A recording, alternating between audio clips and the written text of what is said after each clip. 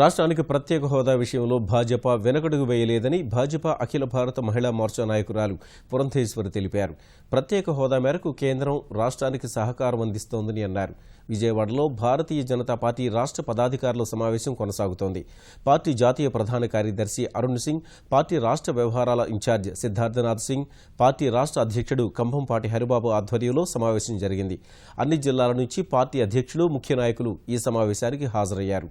2019 నాటికి భారతీయ జనతా పార్టీని దక్షిణ భారతదేశంలో శక్తివంతమైన పార్టీగా చేయాలనే సంకల్పంతో ఈ సమావేశం ఏర్పాటు చేశారు.